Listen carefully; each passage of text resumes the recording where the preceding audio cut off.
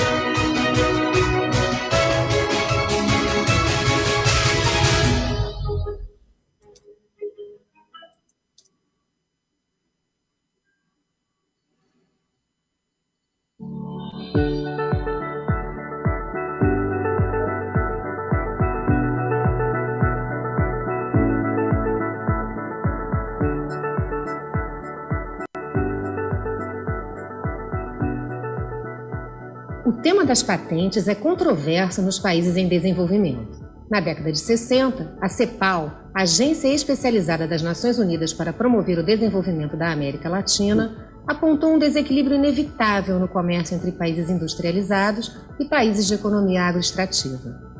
O valor relativamente menor dos produtos primários produziria endividamento impagável e isso seria ruim para todos ao final.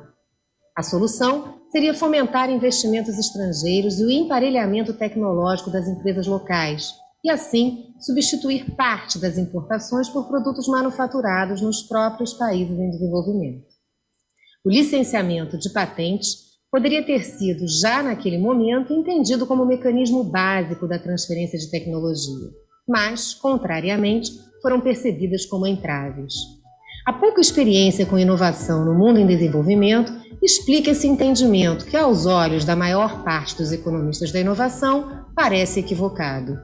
As patentes existem para delimitar com máxima clareza possível os direitos de cada criador ou desenvolvedor de soluções nas cadeias e redes de inovação aberta, fornecimento e fabricação.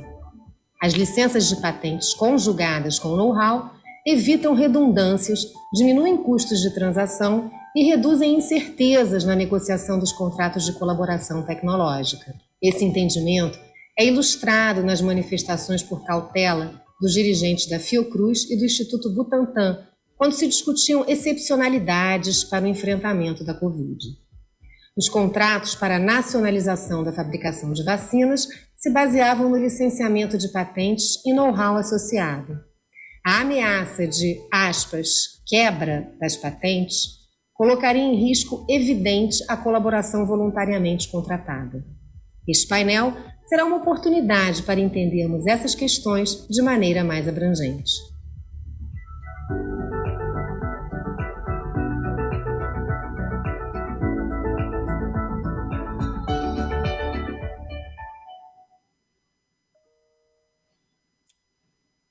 Bom dia a todos. Sejam bem-vindos ao Good morning, everyone. Welcome to the 41st International Congress of Intellectual Property, and welcome to the panel that is going to deal with patents as a mechanism for public health protection. I am here with three brilliant speakers and an incredible mediator. There is so much information, therefore, I will not take too long as a moderator, and I will introduce our speakers. First of all, we have Julia Pazos. She has a bachelor in law by the ABPI Rio, postgraduate in intellectual property and emphasis in technology intelligence from the Campinas University.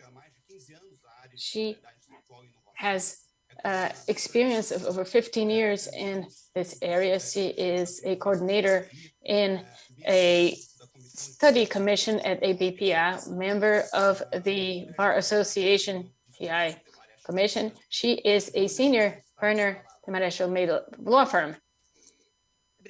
You have the floor, Julia. Thank you so much, Rodrigo. I am now going to share my screen. If you can bear with me. Can you see it? Bom dia a todos. Anyway, good morning, everyone. I'd like to first start by thanking Rodrigo Roberto and Ricardo Bocling and ABPI for the invitation. I'd like to greet my fellow speakers and to say it's a pleasure to be here. I am going to bring a general view and some important concepts in innovation and patents in health. First of all, I'd like to get us out from the obvious box to say that a healthy person is somebody who is not sick. That idea is not totally wrong. However, the concept of health can and should be considered in a more comprehensive way. And following this comprehensive way, the World Health Organization in 1946 defined health as a state of complete physical, mental, and social well-being, and not just as the absence of a disease. Having said that, when we think about patents as a way of protecting public health, which is the topic we're dealing with today, we cannot only think of patents for medication, which is very important for health, but it's also essential to think about any technology that is going to have a physical or mental well-being for the population. In this sense, intellectual property and patents are an important instrument to protect health. There is a relationship between research, development, innovation, and patents. So this concept interconnecting intellectual property with innovation, with investment innovation is not new. The TRIPS agreement brings this in this Article 7 when it says that the system must contribute to promote innovation, transfer of technology, and dissemination of technology. So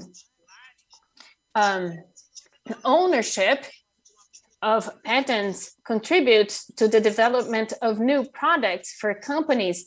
These products are important not just to treat a disease, but also to improve the health of a population in this more comprehensive way I mentioned in the beginning of my presentation.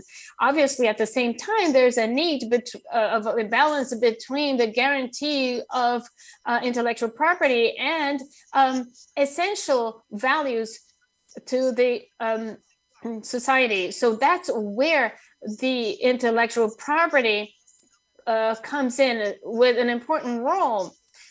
We need to guarantee for those who have invested in the development of processes and products a return on their investment, and at the same time the social demand for dissemination of knowledge. Speaking specifically about patents, for those who are familiar with that, the social function of patents is reached at the same time as a holder has a temporary right that can also bring the advantage of others, third parties, of using the rights without their consent. And this makes sure that they have return on the capital they have investment in research and development. At the same time, the society is benefited with dissemination of the technology that can be enhanced and later used by other right holders once the patent expires. So in this sense, a patent makes sure that there is incentives to innovation. It guarantees return on investment, and sometimes it contributes to preventing counterfeit, because a right holder can demonstrate the rights, and it makes it impossible for people to trade these counterfeit products. Patents also protect confidentiality. So these are benefits that can be absorbed by everyone. The advantage of patents is to share with society the technology or technology progress, and this will foster better quality of products in the market, as well as competition based on quality and not just on price. Also, very often, especially when we talk about health, can serve to show a innovative capacity of a certain organization to show that it invests research and development in Brazil. And this very often adds value to the product.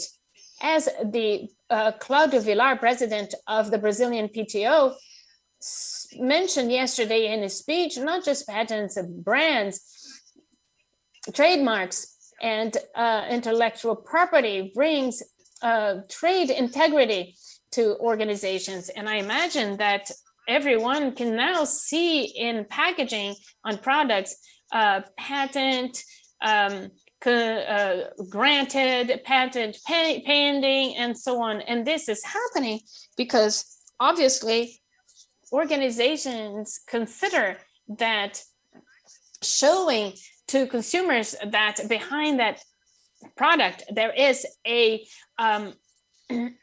patent application or a granted patent brings reliability to the eyes of the consumer. A patent mechanism can be considered as promoting public health and improvement of the quality of life of the population. When we speak about developing new medication as well as other products to improve health, mental and physical health, and the oximeters that are now so much used in the pandemic is a very good example.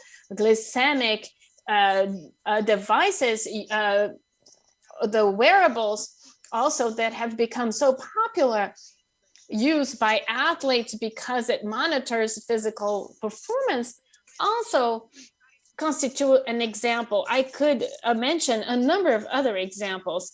So then I go back to what I said in the beginning about the role of patents in innovation, and the fact that it is with innovation that we make sure that population is going to have access to health, including mental, physical, and social well-being. When a patent becomes a villain, when you talk about a monopoly, then we are really giving emphasis to the exception, which is the abusive use of intellectual property of patents. To talk about it as a rule is not correct. It doesn't take into account that our mechanisms in our legislation to contain abuse, to clamp on abuse. And going back to what I said in the beginning again, it's important to say that patents about creating, innovating, and making things available to society and not to make sure that there's a monopoly. And now the second part of my presentation, I'd also like to say that technology and innovation are not synonyms. Innovation goes beyond technology progress. And this can happen in changing the values of a company, repositioning the trademark or brand, the way the company interacts with its audience. And because it's so flexible and complex, there are a number of different types of innovation. So there are 8 types of the most common innovations. It's the business model, process, organizational, marketing, product, services, incremental, and the radical, or known as disruptive innovation. For our debate, I will be focusing on incremental, product, and disruptive innovations. And starting with product innovation, this is when a company decides to implement an innovation process, offering a product or making an enhancement on that product that's already available in the market, and has as an objective to add more value, as well as meeting the needs and expectations of the population in a more assertive way. When we talk about product innovation, we talk about creation or launching something new in the market, or could be an added feature, accessories, changing components, changing the design, as well as changing the packaging. And when this seeks to bring significant changes on the products, organizations deliver incremental innovation that can happen in product. Also, one thing doesn't eliminate the other. Seeks at adding small innovation on certain products and processes. So these continue and small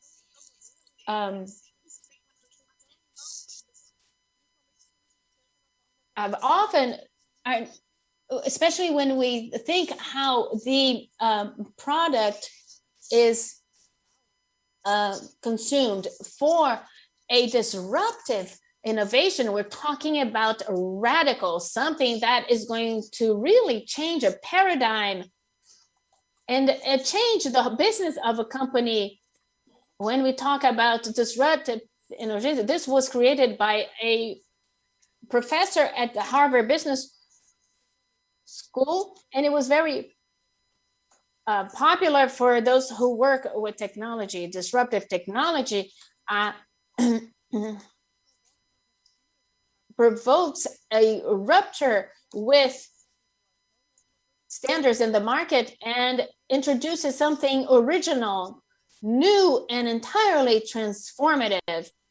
Very often, innovations of this type generate markets and demands that people didn't even know they had. I'm going to give you an example of a product that I never realized I needed it. When it was available, I realized I actually needed it a lot. So the example I'm going to give has a lot to do with health as a more comprehensive concept.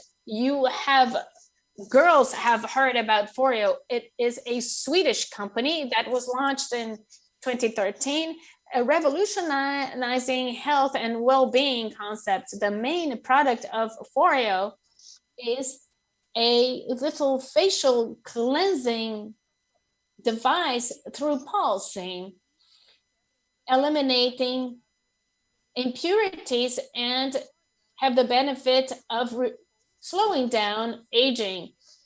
So they have development centers around the world in Europe, Asia, Middle East, and the United States. Maybe you may think that this is not a disruptive technology, but Foreo in 2013 really started a market that didn't exist, and that was built based on the development and solutions from the company, thinking of women well-being, thinking that this is a synonym to health. One of the way of classifying innovation is to measure the impact. A product that is anticipated by users is a continuing innovation that is very important for the population, because this is the type of innovation that allows for innovation in healthcare. It's going to be disruptive, on the other hand, when it generates a huge expansion of a market or creates a new market, but using new positioning, new values that in a very unanticipated way, replacing a market that existed before. The expert panel of the European Union has listed a number of elements that are considered important when we talk about disruptive innovation in health, and that is promoting healthcare centered to the citizen, radical alteration of previous models, creating new capacity and new professional roles, creating new value sets for the professionals in the area for patients, citizens, and community as a whole, and the introduction of changes in the culture when it comes to healthcare.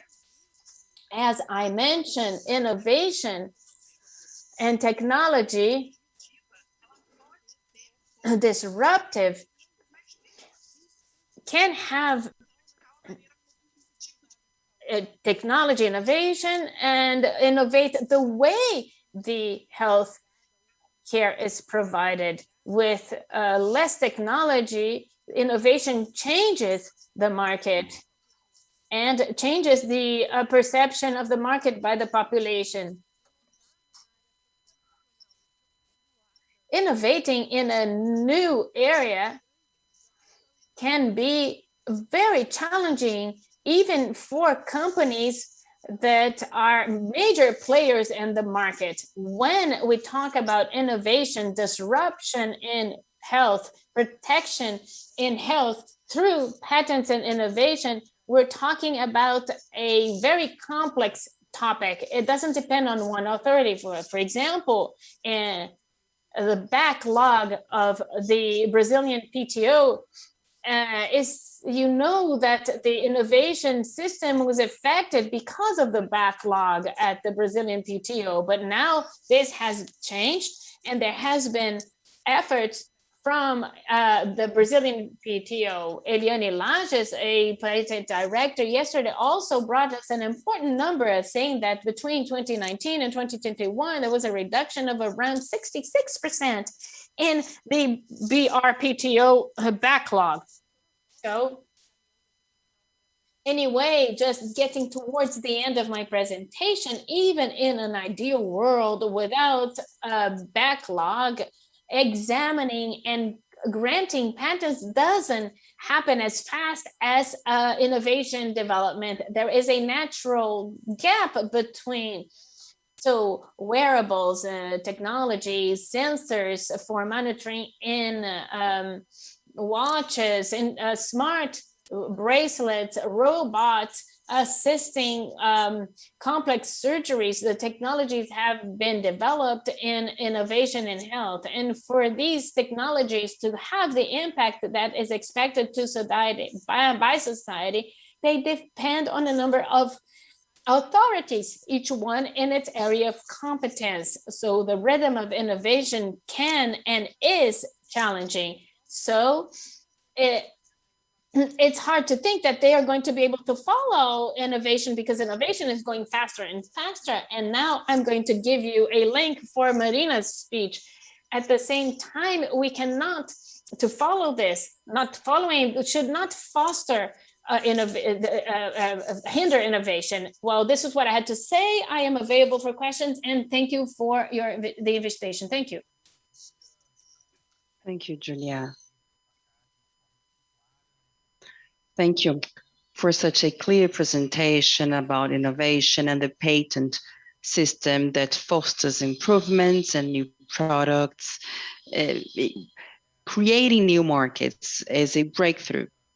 And now we are going to give the floor to Marina Zago, she holds a bachelor degree by the University of Mackenzie. She's an expert in administrative law and also sanitation law by the University of Oswaldo Cruz University. She works in in the provision of legal services and regulatory services.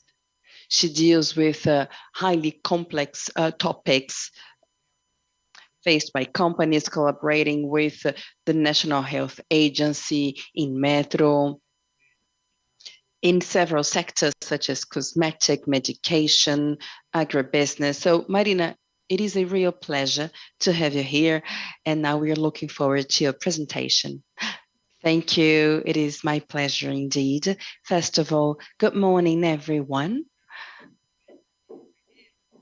Greetings to Julia, Ana Carolina, Rodrigo, Ricardo, and also greetings to everyone following our panel. Once again, it is a honor to be here with you.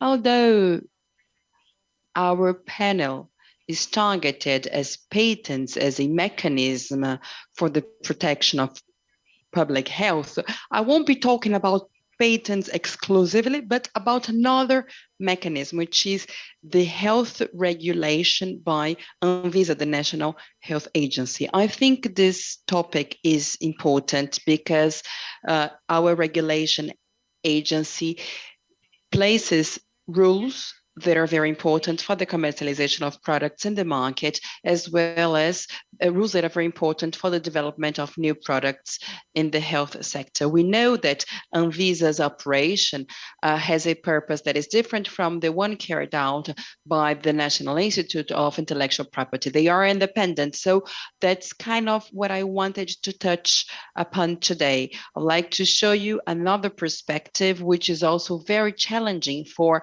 the companies.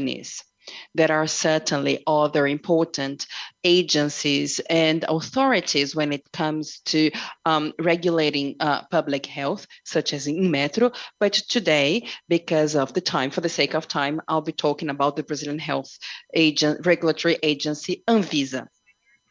And of course, I'll be talking about regular conditions. I won't be talking about exceptional and temporary situations, such as the one underway because of the pandemic, because many rules have been made flexible in order to accelerate the fight against COVID.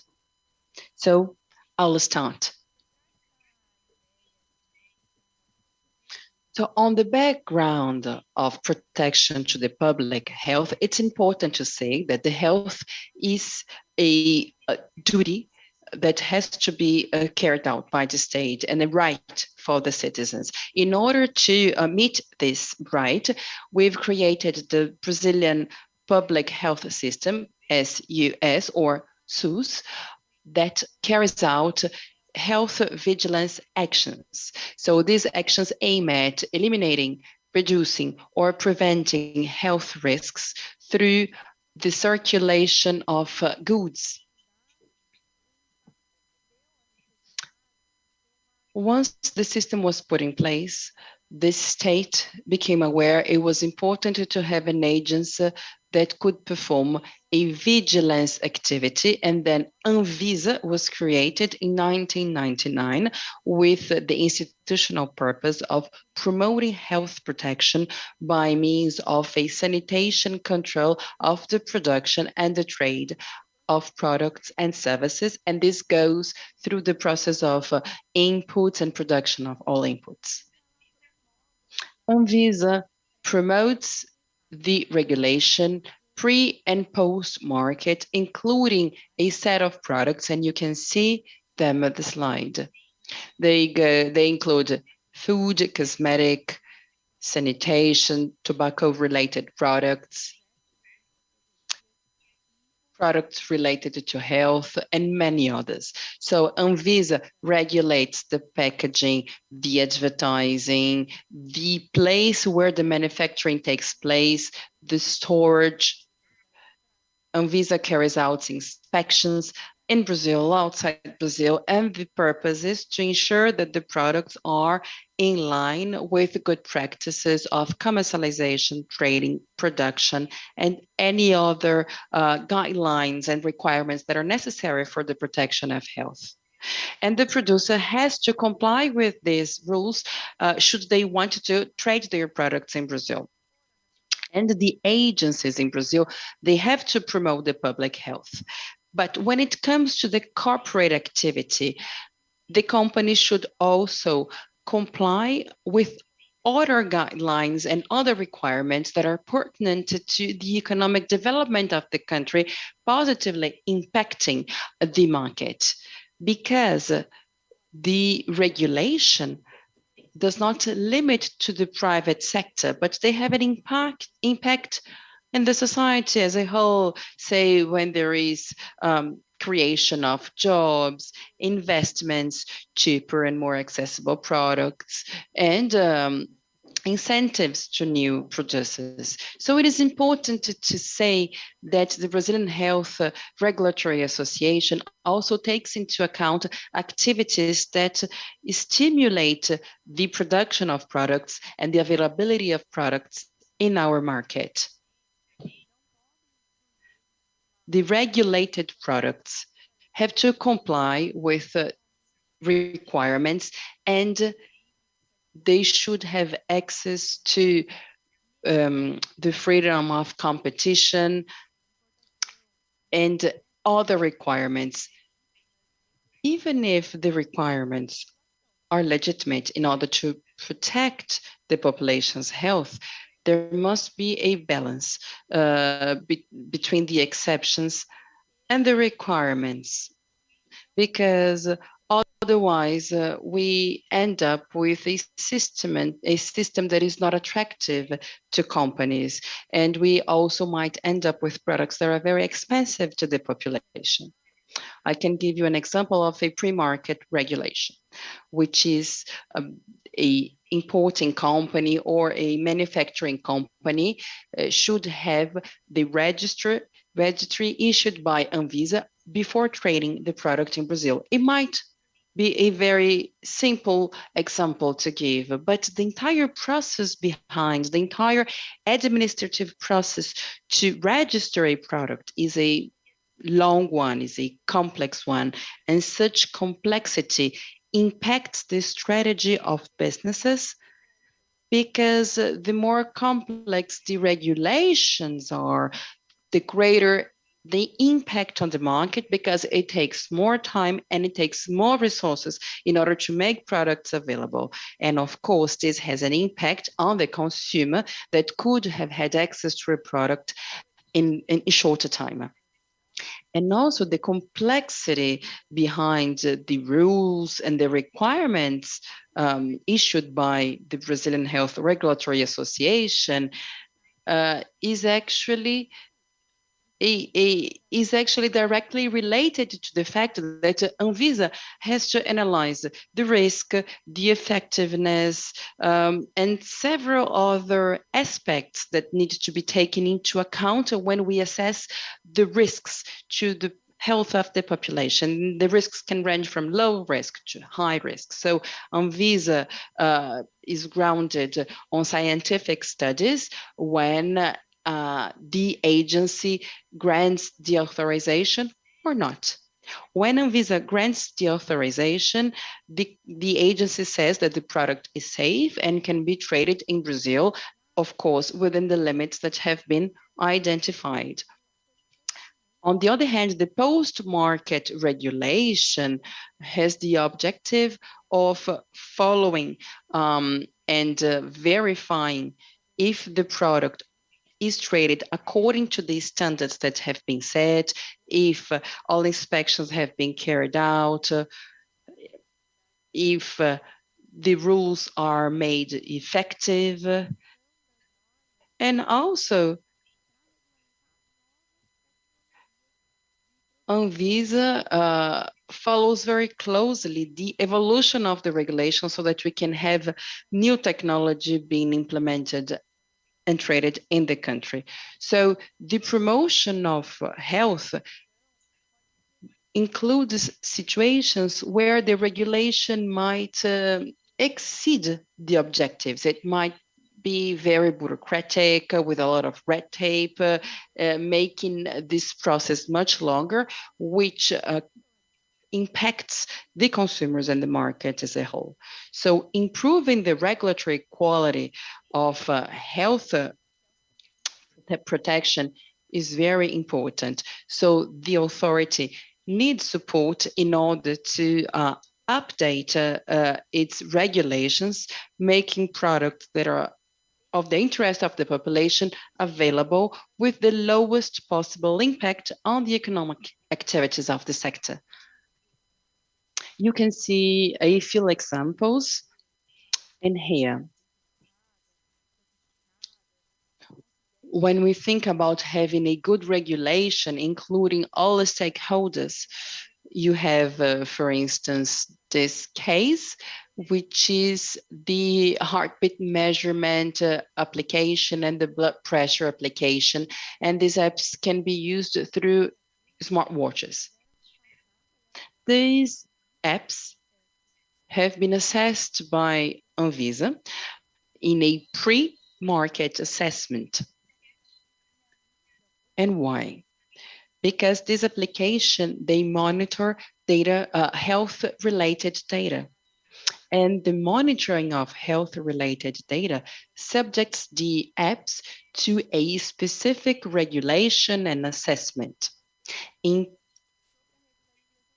2001 and 2015, requirements have been published requiring the assessment made by Anvisa before the trading in the market, before having the product made available in the market. So the entire system became more simple and was then approved by Anvisa. And this case was important because this case showed there was a gap when it came to analyzing medical related products. And although there is a specific regulation at Anvisa, such as the regulation issued in 2015, these regulations do not keep pace with innovation. Therefore, the rules and requirements we have in the legislation in place are not always in line and adapted to new technology. In this way, instructions of use cannot be made available in a traditional manner when it comes to apps that can be downloaded via smartphones and smartwatches. So this was a gap. Then in 2018, Anvisa decided to adapt the legislation in force in order to adapt to the new technology, allowing people to use applications aimed at monitoring health-related data. And as a consequence, softwares were allowed to collect this data. And the new regulation is about to be issued, and we hope to have a more modern regulation for the sector. And another example is the electronic cigarettes, or DEF. In 2019, Anvisa banned the trading of these products in Brazil. And this was based on a regulation that is still in force. But the reality actually is not in line with the regulatory ban, because thousands of Brazilians use the product in Brazil, although they are illegal. In such a case, banning the commercialization of these products did not hamper the population from making use of it.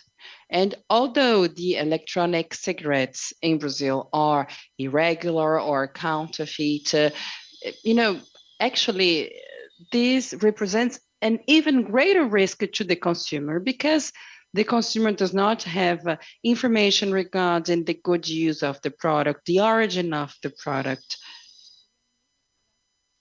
So it's very difficult to assign a liability for someone who sold the product, because the product is traded irregularly in Brazil.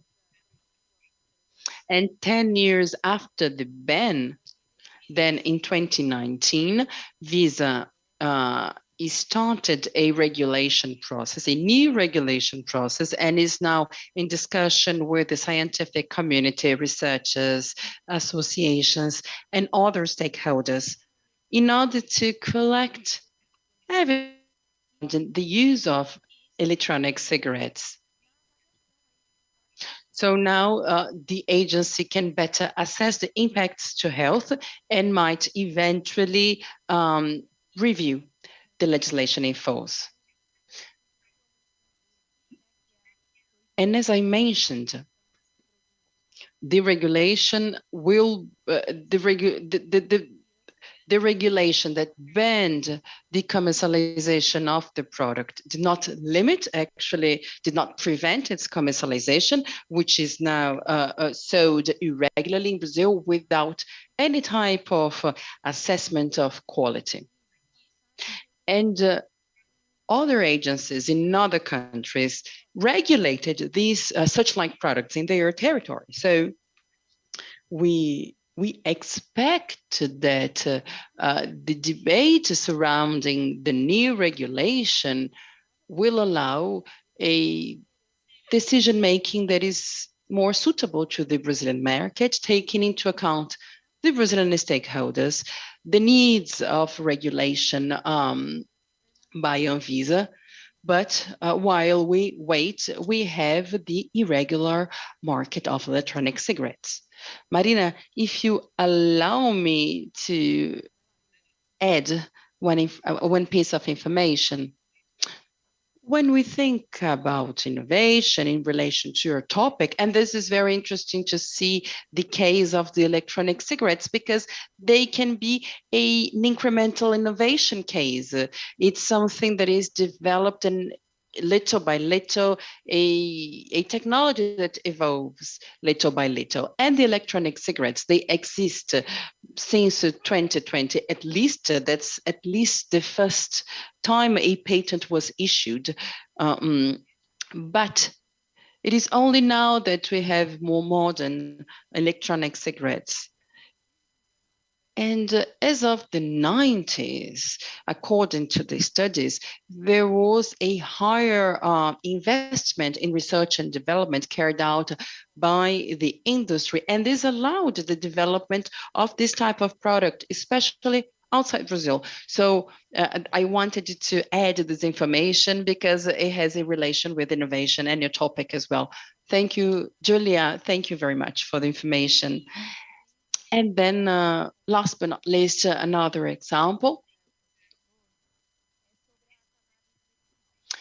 It is the cannabis derived product for medical purposes. So in 2014, Anvisa identified children that had epilepsy crisis on a daily basis. And the use of cannabis was a good alternative for therapy. And in order to have access to this treatment, the parents of these children started planting cannabis at their home, or they started importing cannabis-derived products, even though they were banned in Brazil, even though they were forbidden, but they were aiming for improving the health of their children.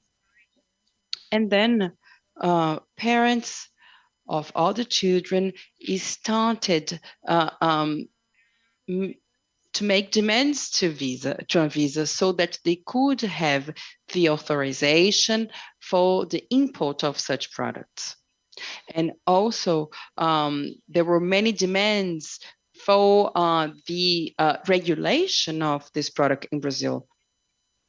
So there was a call for the authorization of cannabidiol-derived products in Brazil, so that some families could exceptionally import this product.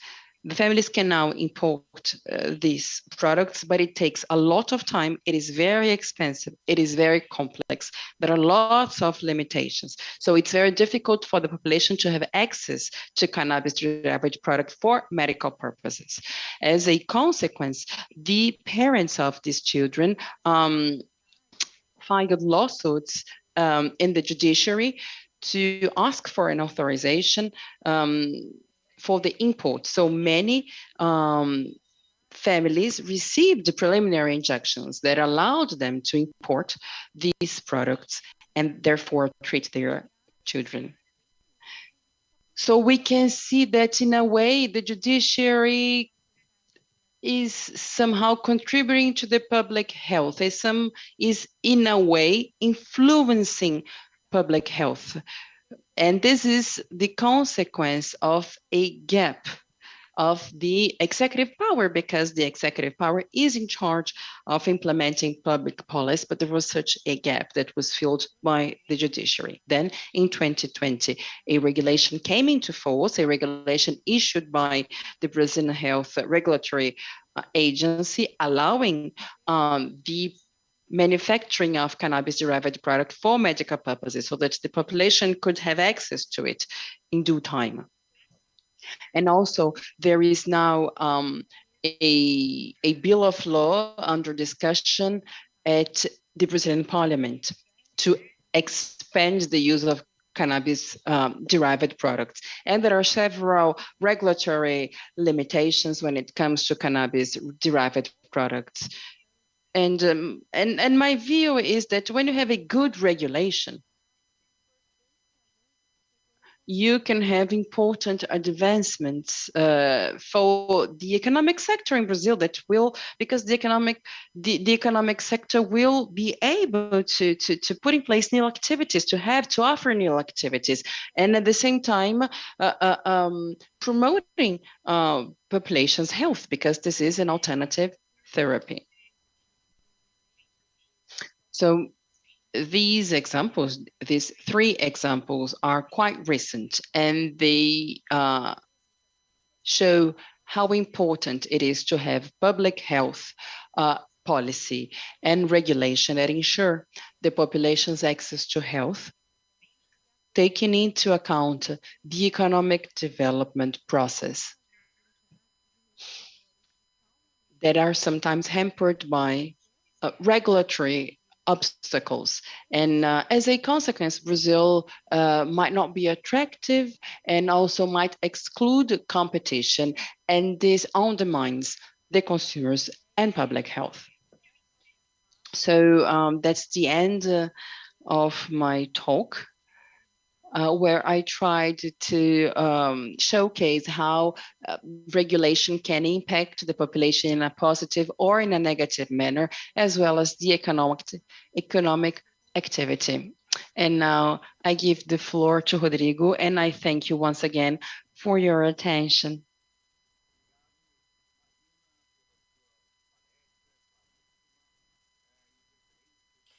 Thank you, Marina, for your very clear presentation and all the examples, concrete examples. We usually end up having contact through friends or family that need or use services, and regulation is always behind. Innovation is always a step ahead, but regulation should be looking into market demand and accelerate for products that are going to bring benefits or more adequate treatments. I would now like to give the floor to our third and last speaker, Ana Carolina Cagnoni. She's a director of IP in Interfarmer and compliance in Interfarmer. She has a degree in law from the University of São Paulo, has a degree from the Queen Mary University in London with mention. Welcome, Ana Carolina, you have the floor. Thank you so much, Rodrigo. Good morning, everyone. I'm very happy. And I have really learned with both the presentations from Julia and Marina. I would like to ask our second moderator. I'd like to greet our second moderator too. I have some slides to share with you to give you the perspective of the pharmaceutical industry that is an innovation sector. It's very IP intensive. And as Marina mentioned, it's one of the most regulated industries in Brazil by government agencies, including Anvisa, the health surveillance Brazilian agency, the watchdog. I just want to find myself here at Zoom. Here I am. I hope you can see my presentation. Yes? Fine. Anyway, as I said, I think the role, I'd like to thank Rodrigo and ABPI for the invitation. The idea is to bring you an idea of innovation. Interpharma is one of the main stakeholders in Brazil. I also always like to start mentioning who we represent. Today, we represent 50 labs. They're all global laboratories. A number of them operate in over 100 countries around the world, and they are operating in Brazil. So these are members of Interpharma. The details I'm bringing in my presentation are figures I have used from publications from Interpharma. We have a website, interpharma.com.br, and we have a library and you can get access to a number of publications, including the guide bringing figures from the industry, and it's published and edited and published every year. So here we have the 2020 guide with data from 2019. They're all available on our website. I think my role here today as a spokesperson of an industry that works innovation through medication, innovation according to Julia's explanation, process and product innovation to reach cure or improvement of treatment and improvement of quality of life as a result of certain pathologies around the world, as well as representing an industry that is highly regulated by Anvisa, a federal agency, in the context in which it is subject to rules to make sure that there's security, that the products that are marketed by this industry offers health security to patients, as well as efficiency and efficacy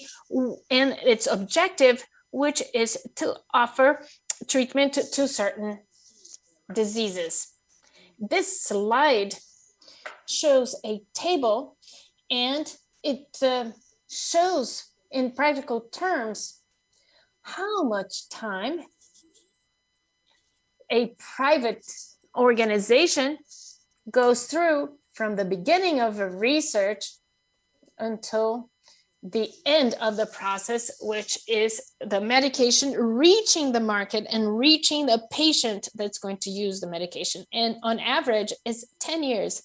Here, you'll see that there is a phase, the innovation phase, which is the search for a new molecule, and the research and development phase, you can consider it as incremental innovation, but let's say it is a phase inside the pharmaceutical laboratory.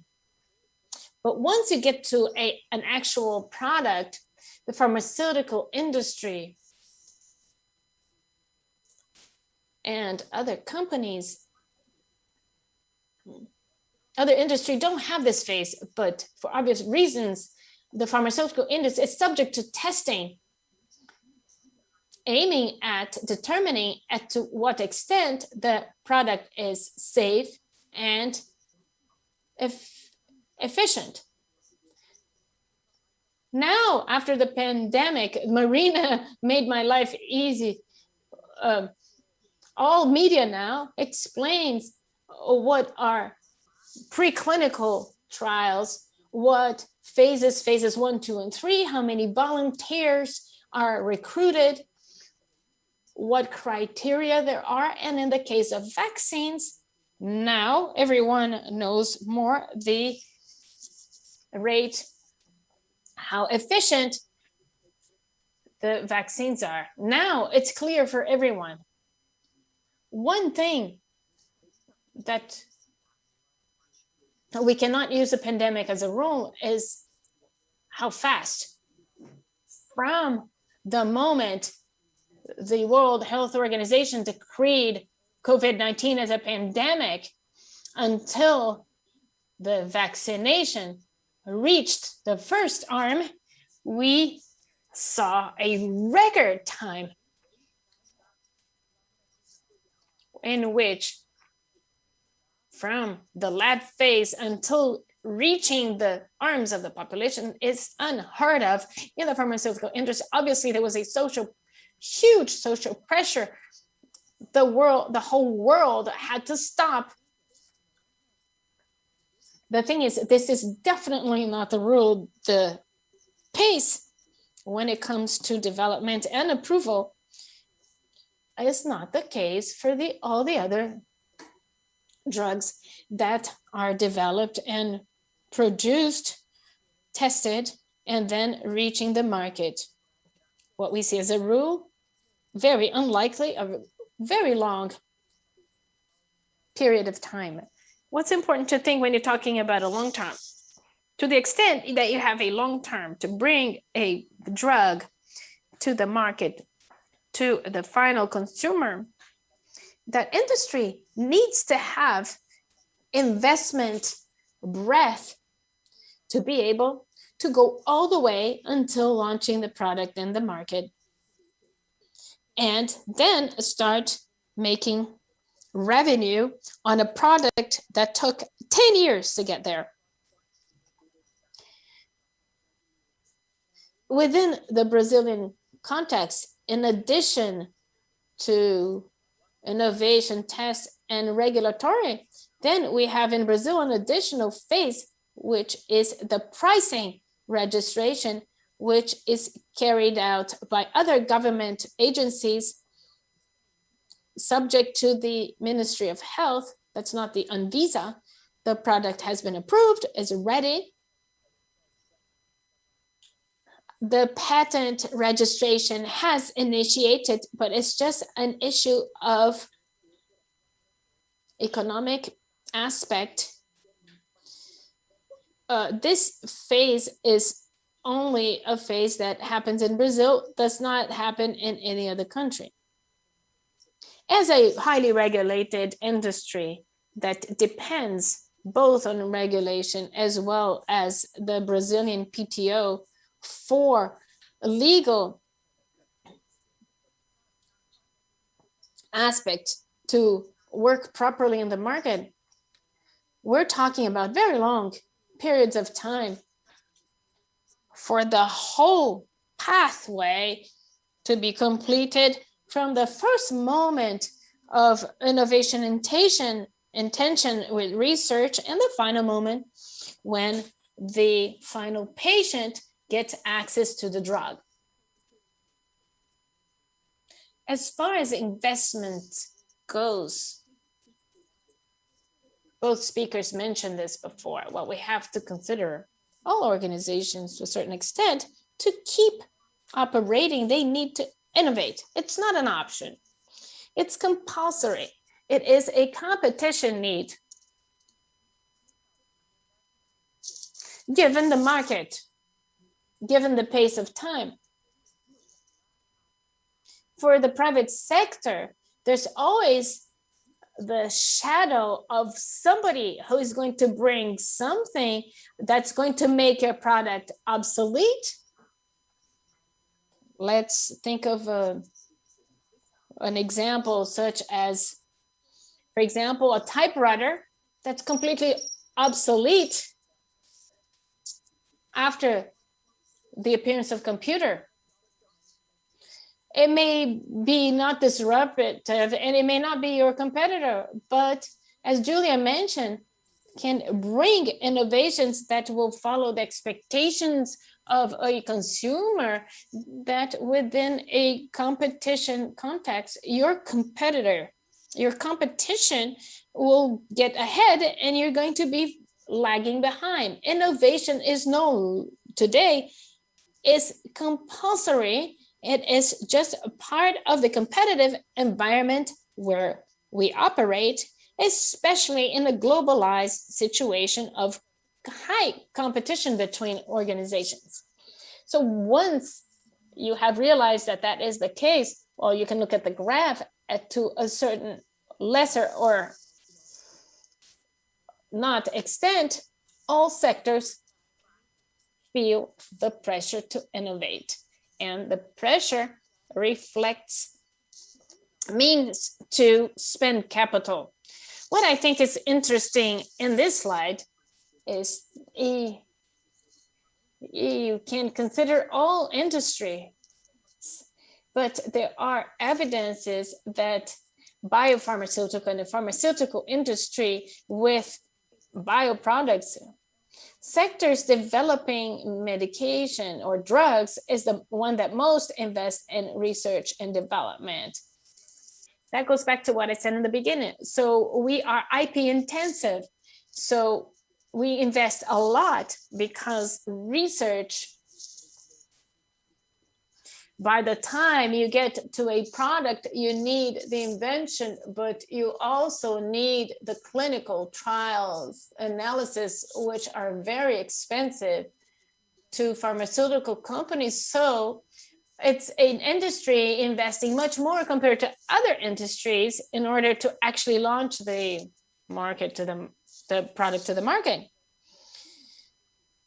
So given the sheer amount of investments, you naturally need mechanisms to protect the investment, not just preventing other entities to invest and compete with that company, but also mechanisms that will foster investment, making sure that if you invested 10 years ago, in 21, you're going to make sure that you still want to invest in the future. So this legal, I know I'm here with lawyers, so it's very natural for us.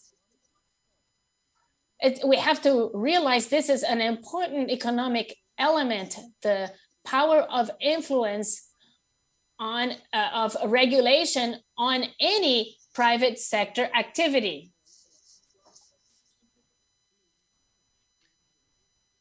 So legal decisions, legislation, interpretation, the entire legal framework is relevant and decisive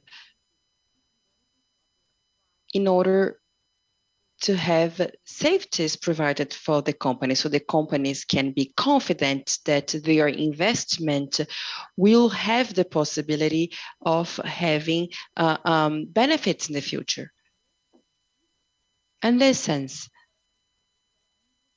it's important to have a comparison between sectors. When it comes to the 4.0 industry, new technology, as it's been mentioned, softwares and wearables devices,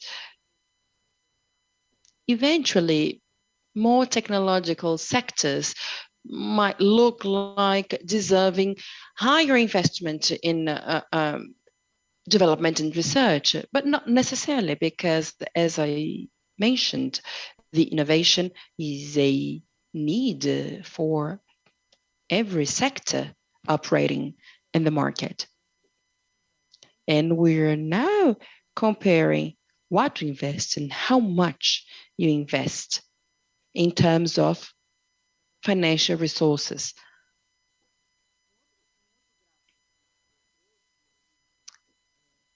Another graph, as you can see.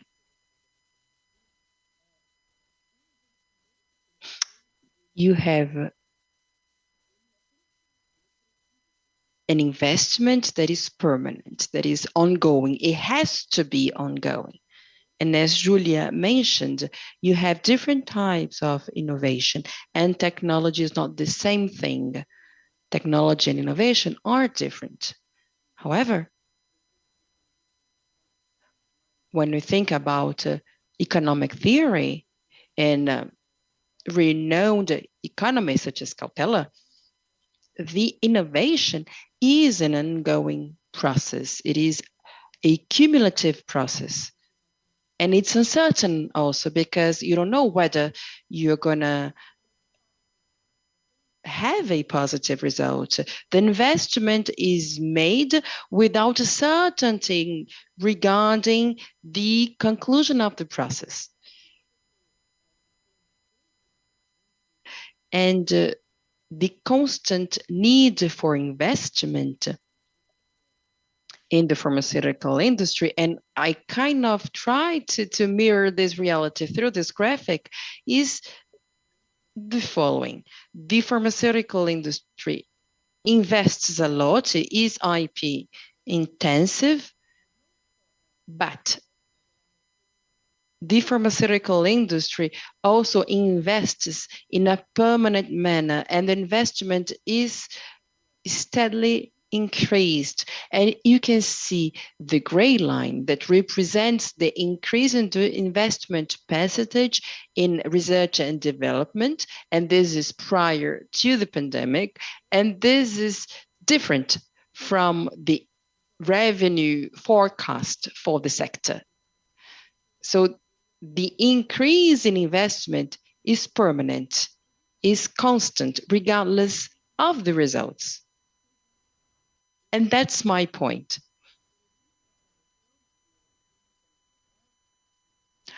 I agree with the idea that you invest without knowing what the results will be.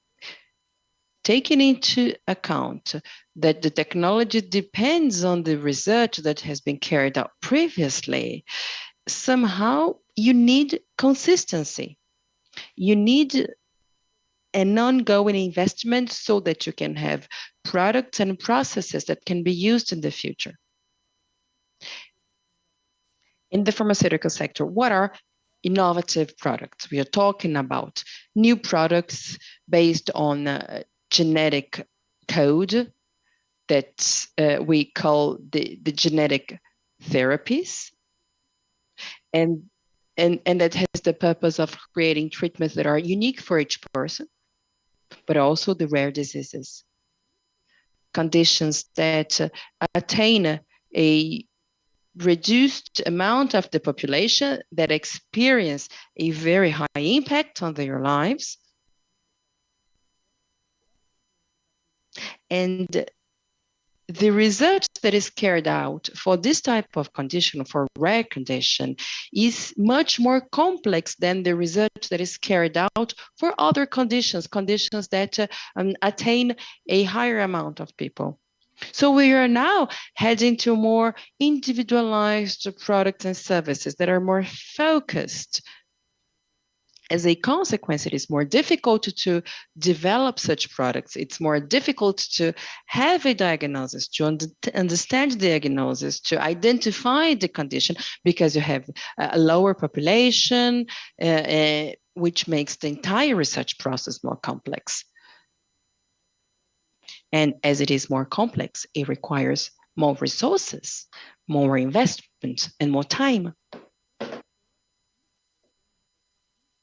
As a consequence, going back to the slide, the previous slide, is that you have a greater average of time in order to have the innovation, and it will cost more.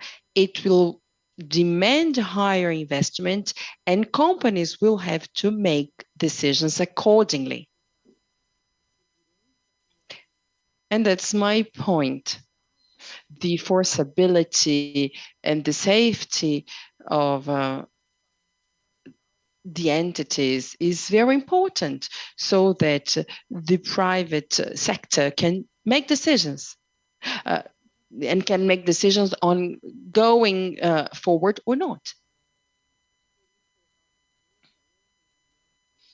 And yesterday there was a panel where you discussed patents and public health, and there was this issue of how important it is to have a state that provides regulatory services in an effective manner. Where is this nation? Where is this state? As I said, innovation depends on a legal framework that provides protection and that ensures that the investment can be maintained. Taking into account our current legal framework, we have the patent issue. I have lots of IP related issues, but the core thing is the patent here. If we have a legal system, a public system that does not provide the private agents with safety, unless we can be confident that the patent that has been applied for will be granted in due time, things become very complicated. If you cannot be certain that the regulatory agency will assess your application in time, well, then you have obstacles that hamper companies from considering a company as being the destination for a specific research and investment. And in this figure, you can see the patent backlog that has been widely discussed in this Congress. Fortunately, INPI is working to reduce this this period of time for the granting of patent rights, but it took very long for the INPI to take action. And I must say that the situation that we have is not reasonable.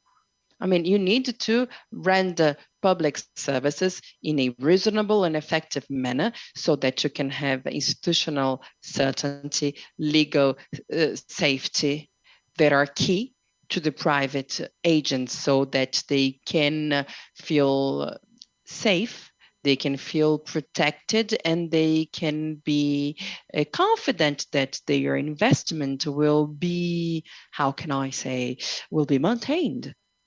That there is a real expectation of a return on investment,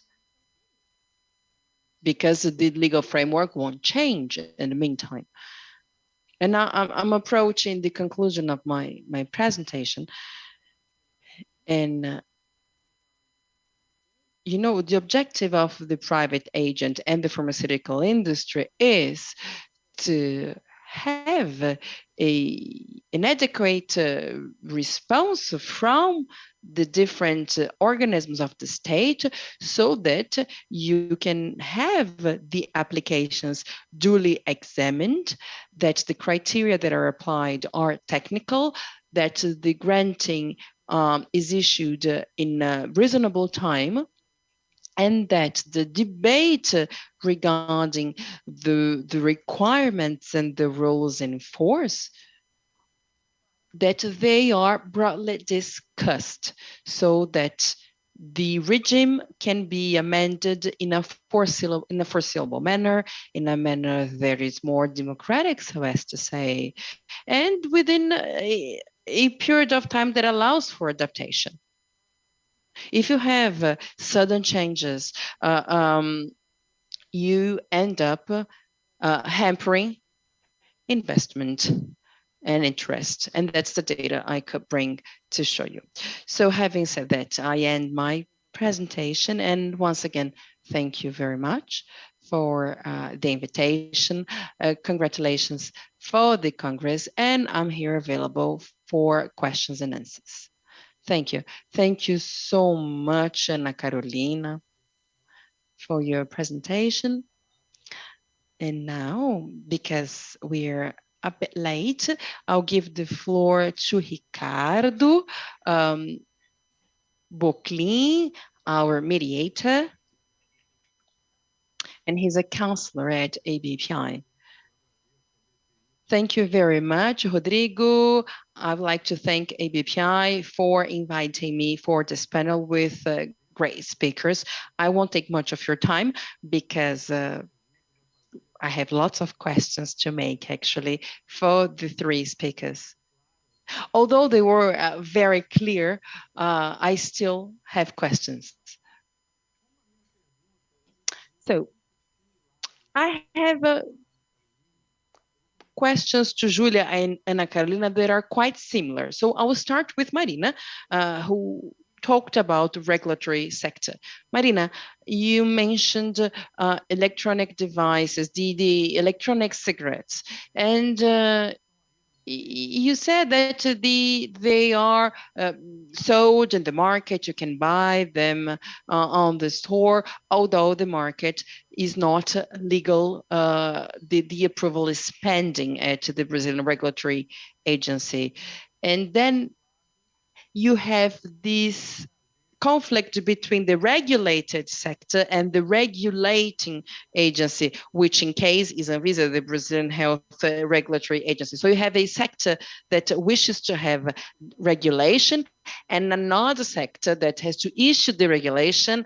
And sometimes the regulatory agency lowers the pace and not allowing a swift launch of certain products. So I'd like you to tell me what mechanisms are in place so that we can have a joint work between both sectors so that we can have a more consistent operation in the market.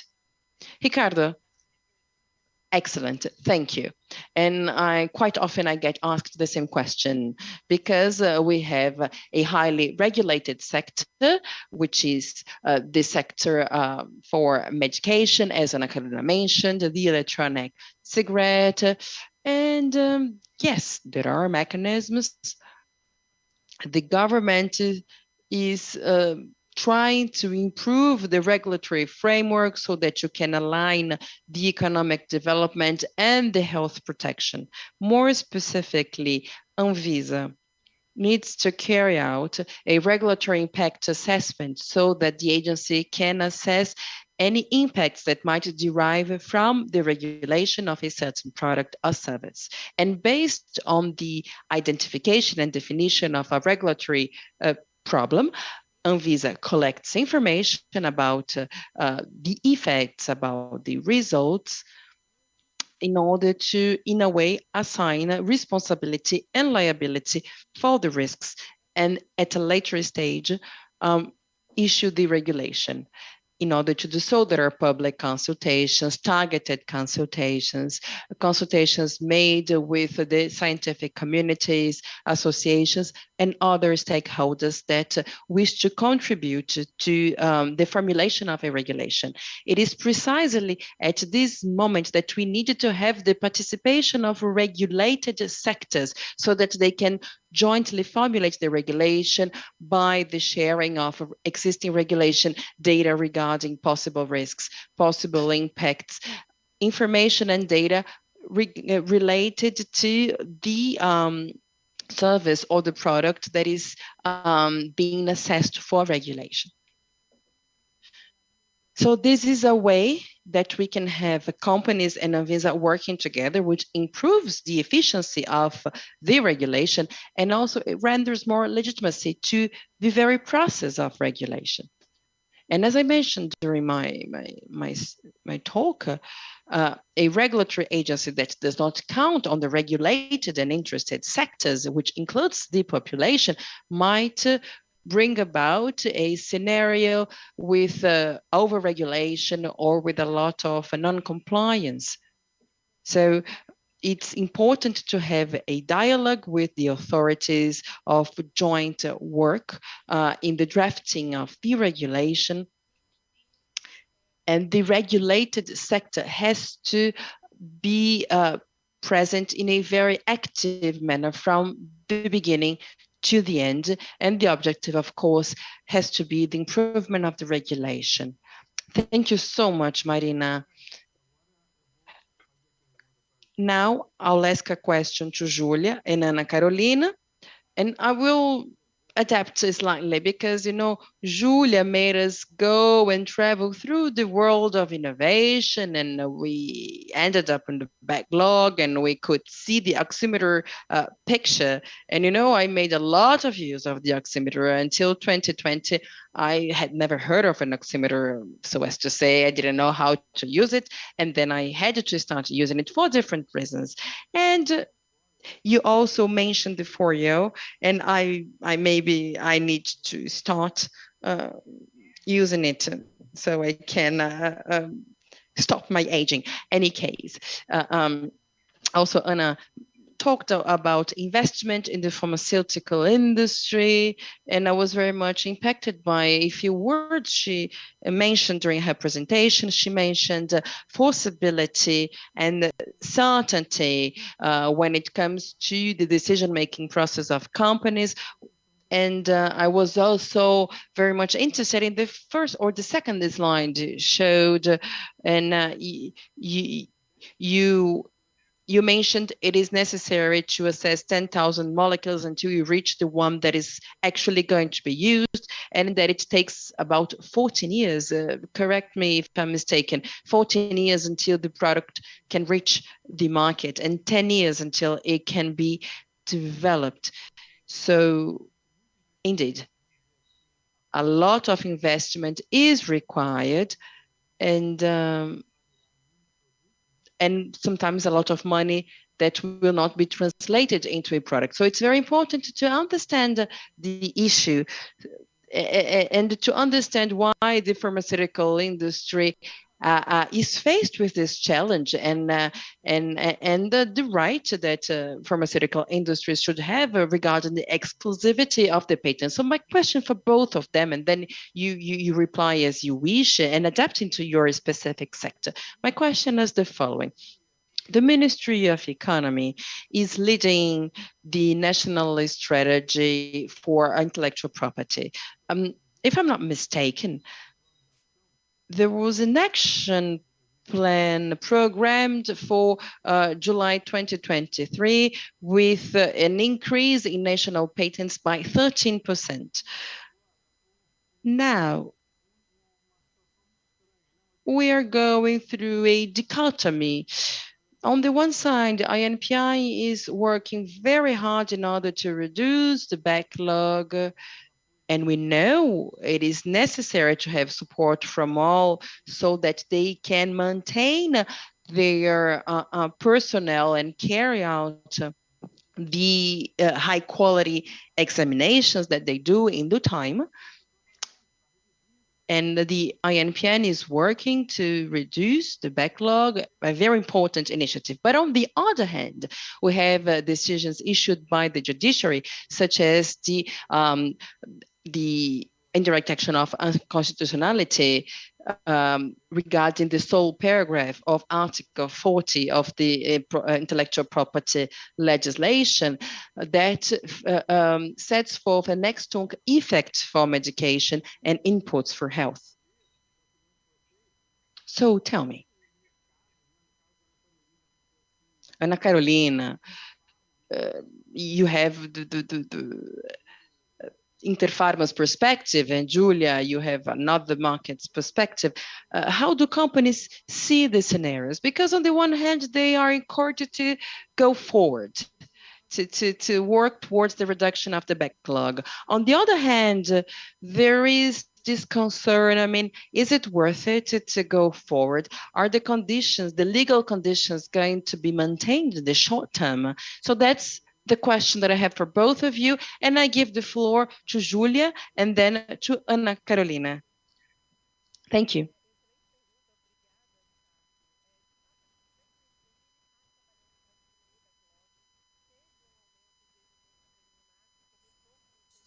Yes, we know that the BRPTO is working on the backlog. So we are at 623. In the law firm, we received a lot of C621. These are measures that have correspondence abroad, and you have search reports. So with this, in 2021, we had a lot of positive response from processes that have been around for years. Obviously, this is positive for the client, but the delay in examining in the past, many companies were not thinking of Brazil, and we hope that they are going to start investing in Brazil. For national clients too, we already see that there has been an improvement, and we see that reducing backlog, companies now start to see an added value in filing an application. In the past, they thought this was much more of a cost rather than an investment.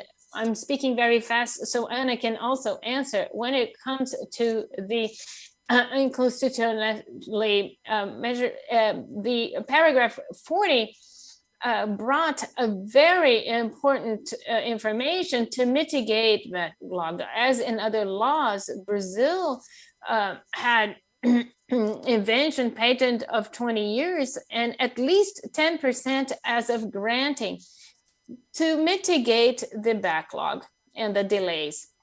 If we thought we have seen for years a generation of inventors that did not see their patents be granted as they were still researchers. Obviously, we are on an improvement path, but we cannot get rid of these mitigation mechanisms. And that's what it brought. It brought some insecurity when it comes to legal framework for all applicants and patents that were waiting, but I don't see it as reducing. Companies continue to innovate, continue to invest in innovation. It's not even an option. Anna mentioned that it's compulsory.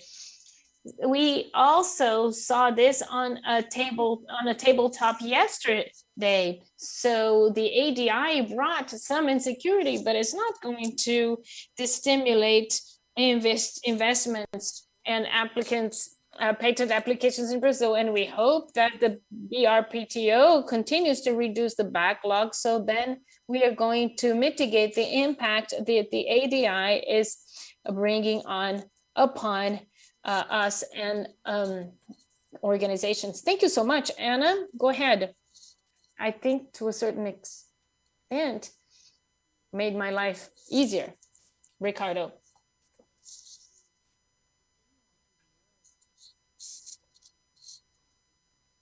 I have an opinion, and I think Interpharma and its members also share the same opinion, that if it weren't for the backlog, since the enactment of the act, services within reasonable time compared to other PTOs around the world for examining patent applications, I don't think the ADI 5529 would have existed. It reflects exactly the point I made when it came. It to solve in an inadequate way, to solve a problem of a government service provision, that because you have such delays and backlogs, it had consequences on the Brazilian society. As Julia put it, the consequences of delay, they impact the right holder, the applicant who wants a patent to be granted. The point is, does the Brazilian state and the national IP strategy shows this in a structured and concrete and objective way?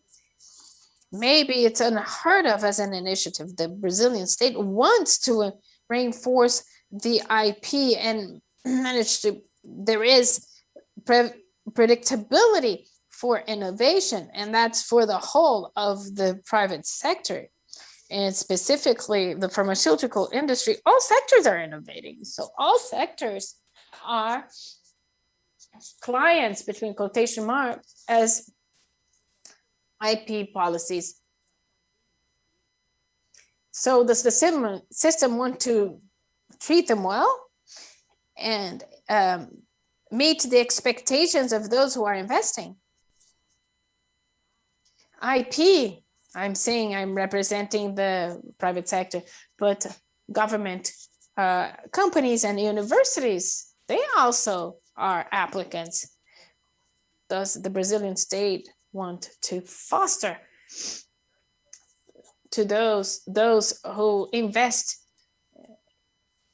in developing new products and services that will benefit the society in the future? Or does the Brazilian state maybe want to send contradictory signals to a certain extent?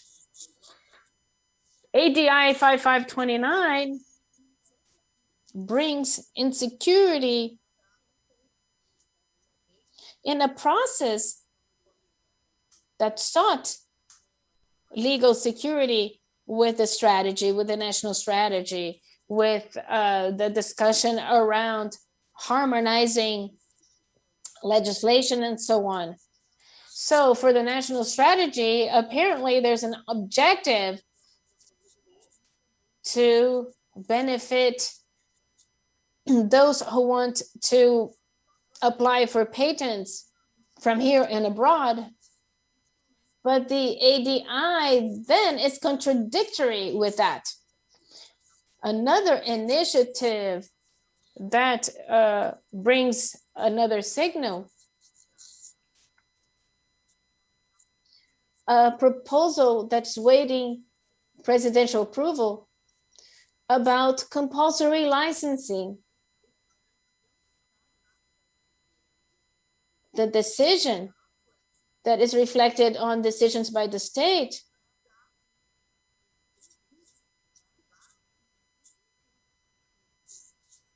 at the end of the day, it is the author of the invention. And you have to see what kind of social benefit in health and in other industries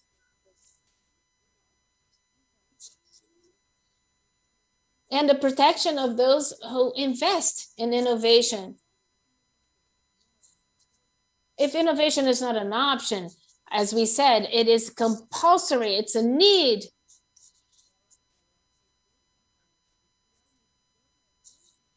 What's an option, on the other hand, is where to invest and where to place the products that is a result of that invention. This is something that is up to the author of the innovation. If the company feels it is vulnerable, it's going to invest, but it's not going to invest in that country. and is not going to make those products available to that population. Maybe it will, but not at the same time as it will to other markets where there's more legal security. It's difficult to see what the concrete consequences are. The voting has not been published. If we would like to read, if we want to understand in detail of all the 11 hired justices have placed in their decisions,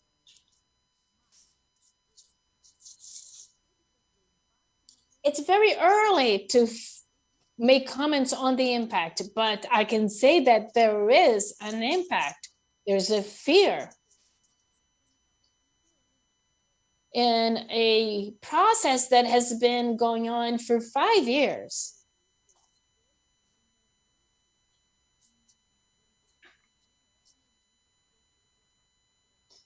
Obviously, we are not in a normal context. We are in the middle of a pandemic. We are taking decisions that are going to reflect in the future. The same thing for the compulsory licensing process.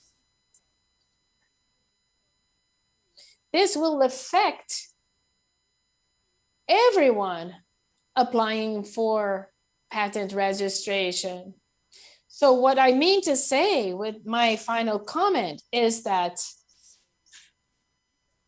there will be impact, but to what extent is hard to say. But efficiency of the Brazilian PTO is a must. It's never been an option, right, Julia? Today, there's a huge pressure so that really the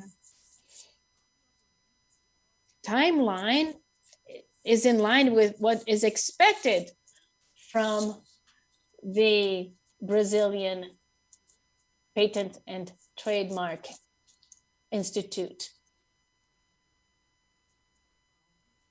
This is what we can say at this point in time. Excellent. Thank you, Julia. Thank you, Anna. We are running out of time. The debate could be here. We could be here forever, but I will then give the floor to Rodrigo, who is going to wrap up. Thank you so much, Ricardo. Thank you so much, dear speakers. Excellent presentations. Very interesting.